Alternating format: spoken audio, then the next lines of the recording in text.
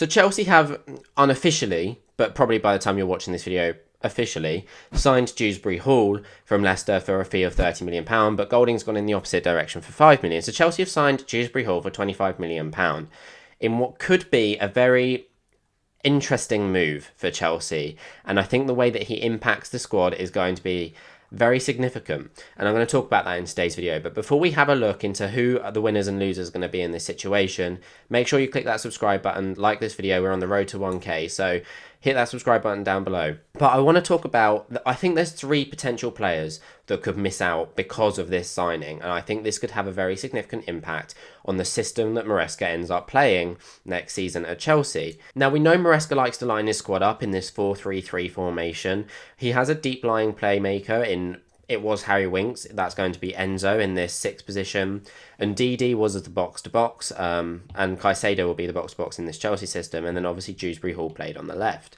And why it worked so well was because of his attacking input into the team. Dewsbury-Hall was so good at getting forward and providing attacking options in that front line. Now, I'm not going to go into every single detail about the squad and the lineups and everything, or every individual player's movements. I've got an entire video on that where you can go and watch how Maresca will likely set this Chelsea team up. Go and check that video out if you want to see the details for it. But for now, we're going to talk about the basics and how Dewsbury-Hall could influence the attacking nature and the attacking and defensive transitions in this squad. And for starters, going forward, we know Maresca likes to build into a 3-2-5, and he does this by pushing the 2 8s forward and then inverting one of the fullbacks. So we end up in a position where we're in a 3-2-5, and he really likes this. You get this box midfield, which I talk about all the time, but you get a box midfield in the middle of the pitch. You also then have 5 players at the back to defend any transition. So you're not really going to be outnumbered defensively at any time, but also you can overload the attack with 5 players and stretch the opposition's defence. And by doing so, it creates gaps in between the defensive line for the likes of Dewsbury-Hall to push into. And that's where he was so good last season. He ended up being in like the top 5% from most attacking metrics for midfielders last season.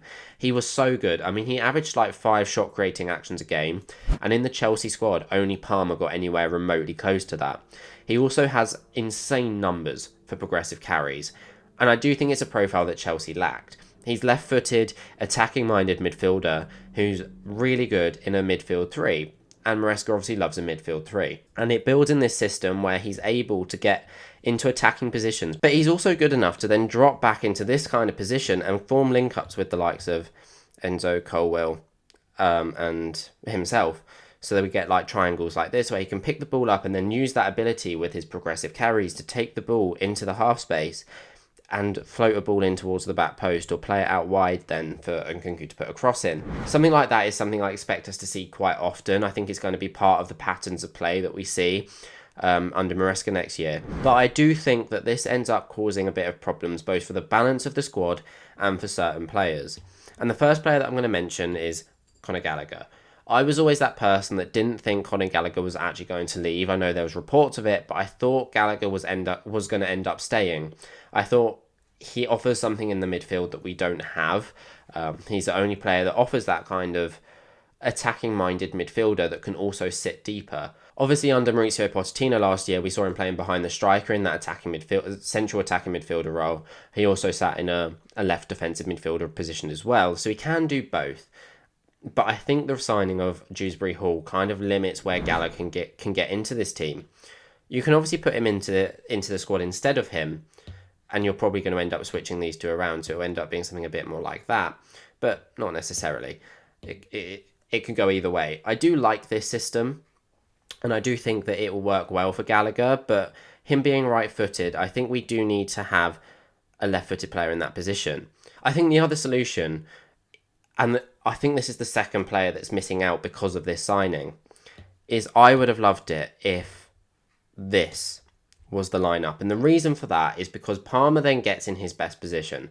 Palmer out wide, yes, he's really good. He's one of the best players in the Premier League at the moment, or at least he was last season, and that was because of the positions he picked up. He liked coming into this half space where he could get the ball and he could curl shots like that into the far post. We obviously saw that against the likes of Everton, where at the end of a really good move, he curled the ball into that far corner from this position.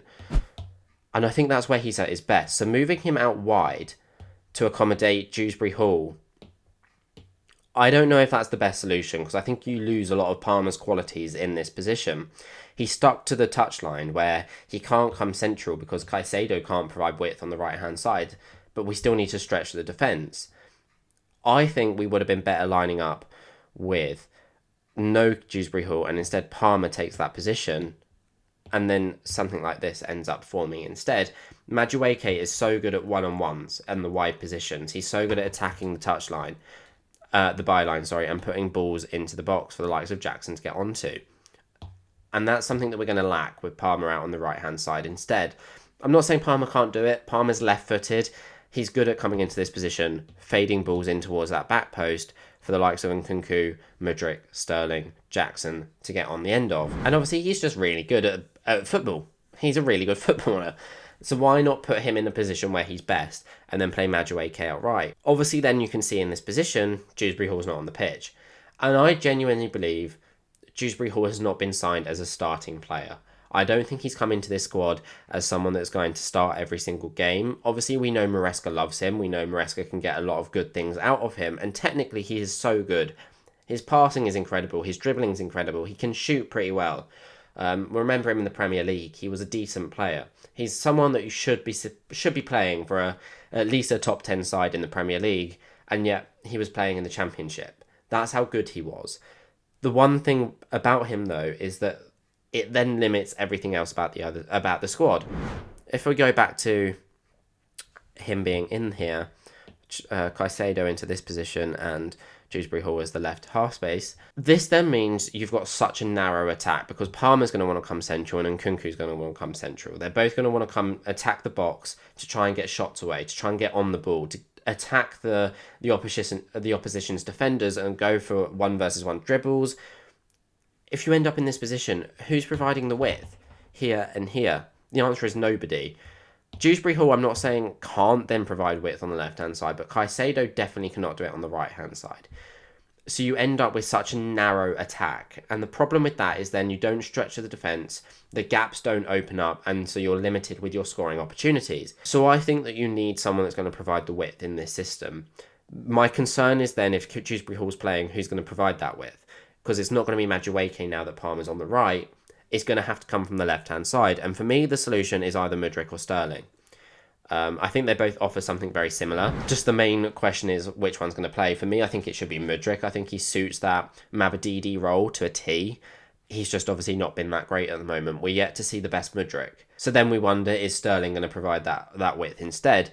And he could do, and I think he'd do a pretty good role. Even when Sterling's rubbish, he still contributes. He still gets goal contributions somehow. I don't think he's good as what he was at Man City, and I certainly don't think he's as good as when we first signed him. But we have multiple options here. The first one is just Nkunku comes out and Mudryk and Sterling play on that left wing position, because it means that if Palmer does come central, you've still got someone on the left hand side providing the width, so that this pass, you could see movements across like this, where the opposition fullback, if we add an opposition player in, is going to have to come out wide. And then you end up, if this is the right centre-back and the right-back, you end up with gaps here for the likes of Dewsbury-Hall to attack. Let's get rid of these now. Which is an essential part of creating openings in a defensive, in an attacking transition. So the other option that we could see, and it's primarily because I think Nkunku is our best goal scorer, maybe other than Palmer, is you could either see, I mean, let's leave them there for the second. You could either see Nkunku coming in and just playing striker instead. I do like that. You just then lose the runs in behind as much as what Jackson does. You lose a little bit of height and power. That's a very small, low centre of gravity attacking line. Who's going to win the headers in that attack? Probably no one. So the other alternative is, I mean, I can't believe I'm going to say it. I'm going to do it. I'm going to keep this in the video. I'm going to do it. Is Jackson left wing? Do I like it? Not entirely. I still think he could do this kind of run, which is what Nkunku would be doing, and which is what we're trying to change. But I don't think he's the worst option, because we've then got a pretty good informed goal scorer also in the squad, which Sterling and Mudryk are not. He also provides a bit of height, a bit of strength, and runs in behind that I don't think we would see otherwise from any of the other players. So then you're guaranteed to see one of Mudryk or Jackson probably missing out in this squad. And they're the other players that, as I know people take the piss out of them so often, but they are players that I think are really good and have a good potential. They just need to play some football. They need to get some confidence, and they need to just play often and experience consistency in this squad. And I don't know if they're going to because of these changes. And this is what I mean by, as good as Dewsbury-Hall is, and I am really glad we've signed him, the overall effect it has on the squad is going to be more significant. And this is obviously assuming that he starts. I'm not saying he will. I do think he could be a rotational option in the midfield. I think he could be someone that we see comes off of the bench, or he could be someone that plays for 60 minutes and then comes off. The question is, how do you get Palmer into this position? And that's, I think, the main priority that we have to see. Palmer has to go into that position. The only other solution that I can think of is if Caicedo doesn't push high, it ends up into this kind of 3-2-5 instead. I don't know how it will transition into this position. It's something we could see. Defensively, it then means obviously you will still end up in this 4-1-4-1 shape. Kind of. I know I've made that a bit messy, but we still end up in this 4-1-4-1 shape with Palmer as a right mid. I think the other solution was obviously when I first suggested Maresca's lineup, I played Palmer as a central midfielder, pretty much I made him Dewsbury-Hall. Now we've got Dewsbury-Hall. He's not going to be Dewsbury-Hall, but I think the only benefit to playing Palmer on the right hand side is in defence he gets to play in a position that's not centrally, because otherwise you'd see him in this position with Madueke out on the right. And do you really want to see Palmer defending as a central midfielder? Probably not. I am really conflicted as to whether I like this signing or not. I'm conflicted as to whether it's going to enhance our team because of his previous work under Maresca, and Maresca will probably get the best out of him again. But I'm also concerned about the fact that it limits all our other good players into how they can play. If Palmer ends up playing very wide on the right-hand side, we have made a massive mistake. And I'm confused because it's been reported that Dewsbury-Hall was on our shortlist before Maresca signed, or he was a player that we were looking at regardless of Maresca. So he's obviously a profile we've wanted. I just don't understand quite why he was that profile. I do in the sense that we need a left-footed, attacking-minded midfielder, but I don't in the sense that in this system it doesn't work. If it was someone else's 4-3-3, then maybe it'll be fine because you could play the right back as the right winger and then move Palmer centrally like I suggested in this position. And that would be fine. Obviously, he comes out in that situation. Caicedo comes back in. And I think that would be fine. But Maresca's transitions don't end up like this. So a lot of work is going to have to go in. And I'm interested to see over the preseason how the different shapes, the different transitions, the different positions that each player picks up. So I'm excited to see that. I'm excited to see what Maresca actually has in mind. So we'll just have to wait and see and compare it, I guess. But until then, we're just not going to know.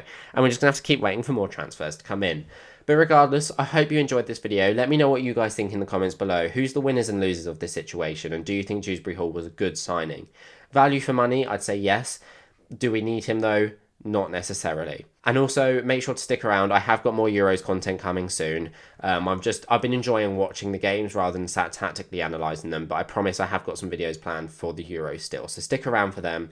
Make sure to subscribe. We're still on the road to 1K, and hopefully Chelsea make many more signings so I can do this kind of video again, although hopefully we don't make too many signings because we don't need that many. I hope the owners learned their lesson. But until next time, I'll see you very soon. I hope you enjoyed, and thanks for watching.